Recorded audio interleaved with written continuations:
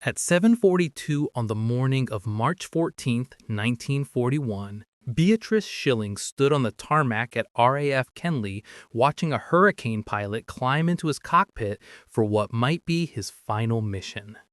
32 years old, with 6 years of service at the Royal Aircraft Establishment, she had yet to find a solution to the problem that was systematically killing her pilots. That week, the Luftwaffe had sent 43 Messerschmitt Bf 109 fighters across the channel, engaging RAF pilots in 27 separate dogfights. The losses were devastating. 14 Hurricanes and 9 Spitfires had been shot down. Each incident followed the same tragic pattern. A British pilot would spot a German fighter, push into a steep dive to attack, and experience sudden engine failure at the most critical moment. Those precious 1.5 seconds of engine cutoff provided German pilots with enough time to either escape or circle back and pour bullets into the stalled British aircraft while the pilot fought desperately to restart his Rolls-Royce Merlin engine. Schilling had meticulously studied combat reports, analyzed maintenance logs, and interviewed surviving pilots who had experienced these terrifying engine failures. Her investigation revealed a fundamental flaw in the carburetor design. When a Spitfire or Hurricane pushed into a sudden dive, the resulting negative G-forces caused fuel to surge to the top of the float chamber, starving the engine of fuel precisely when it was needed most.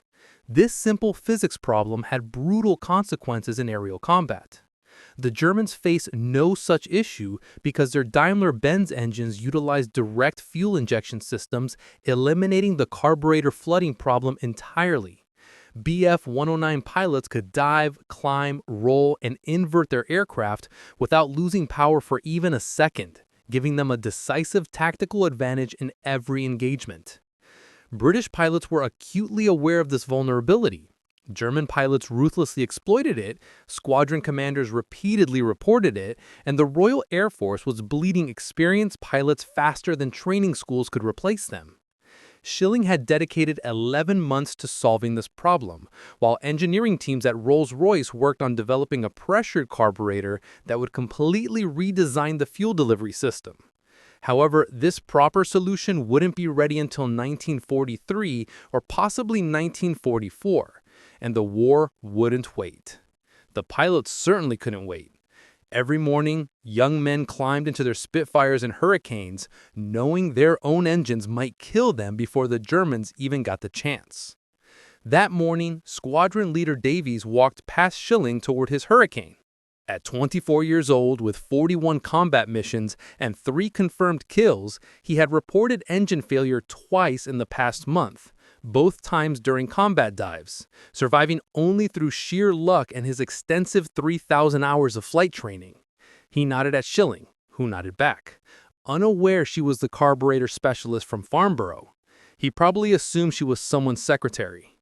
What Davies didn't know was that Schilling had brought something with her to Kenley that morning. A small, precisely machined brass component, simple in design yet revolutionary in potential. Her team at the Royal Aircraft Establishment had tested it on a bench engine for 6 weeks with promising results. But bench tests weren't combat conditions, where speeds reached 300 miles per hour and negative G-forces could pin a pilot against his harness, where life or death decisions were made in 1.5 seconds.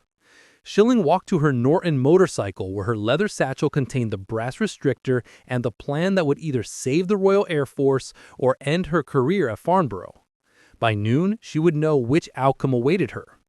The carburetor problem had originated in July 1940 when the Royal Air Force switched to 100-octane fuel.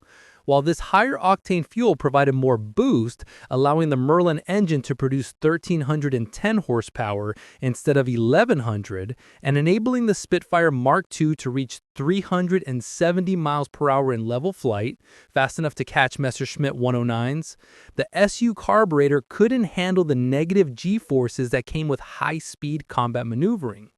Schilling understood carburetors better than anyone at Farnborough. She had joined the Royal Aircraft Establishment in November 1939, just 1 month after Britain declared war, becoming one of only 2 women in the engine department, the other being a secretary. As principal technical officer in charge of carburetor research and development, Schilling faced significant skepticism from male colleagues who had never worked with a female engineer, and some who didn't believe women belonged in engineering at all. But Schilling remained undeterred, focused solely on keeping pilots alive. Her engineering passion had begun in childhood, taking apart engines, and at 14 she bought her first motorcycle, a Norton that she stripped down to individual components, learning how every part worked before rebuilding it. At 25, she raced that Norton in Brooklands with 106 mph average speed, earning the British Motorcycle Racing Club Gold Star, an achievement only 3 women in history had accomplished, with Schilling being the second. This racing experience taught her how engines failed under extreme stress, high G turns, sudden acceleration, and extreme lean angles. She developed an intuition for what an engine needed before instruments could tell her, making her Britain's best carburetor specialist. Now, British pilots were dying because their carburetors couldn't handle combat stress. The solution came to her in January. Simple physics. The float chamber flooding occurred because fuel could flow unrestricted when gravity reversed during negative G maneuvers. By restricting the flow just enough to prevent flooding without starving the engine, the problem could be solved. She designed a brass disc with a precisely calculated 0.04-inch hole in the center to be installed in the fuel line before the carburetor, limiting maximum fuel flow to slightly less than what the engine demanded at full throttle. Schilling machined the first restrictor herself, a brass thimble shape measuring 0.125 inches in diameter with the crucial 0.04-inch hole. These dimensions were critical. Too large and the carburetor would still flood. Too small and the engine would starve at full power. After testing 17 different sizes, she simplified the design to a flat washer that was easier to manufacture, install, and replace if damaged. Bench tests confirmed it worked, preventing flooding during simulated negative G conditions. But Schilling knew bench tests weren't combat. She needed to test it on an actual aircraft under real combat conditions, which presented another problem: obtaining permission. Installing unauthorized modifications on RAF fighters violated numerous regulations, and if the restrictor failed in combat, causing a pilot's death, Schilling could face court-martial or imprisonment. Deciding to seek forgiveness rather than permission, Schilling arrived at Kenley with 6 restrictors and 1 cooperative ground crew sergeant who owed her a favor. Sergeant William Cooper, who had worked on Merlin engines for 3 years and witnessed 19 pilots die from engine failures, asked no questions when Schilling showed him the brass washer. As Davy sat in his Hurricane with the engine warming up, just 20 minutes from takeoff, Cooper worked rapidly, disconnecting the fuel line between the pump and carburetor, sliding the restrictor into place, and welding it with a small butane torch. 60 seconds of work that made the modification invisible unless you knew where to look. Schilling inspected the clean, solid, professional weld, knowing Squadron Leader Davies would fly with the restrictor completely unaware of its presence. She had told no one except Cooper. No paper trail, no authorization forms, no testing documentation. If the restrictor failed and Davies died, there would only be a dead pilot and a brass washer that shouldn't have been there. The Hurricane's Merlin engine roared to full power as Davies ran through pre-flight checks. Oil pressure good, coolant temperature good, magnetos firing on all 12 cylinders.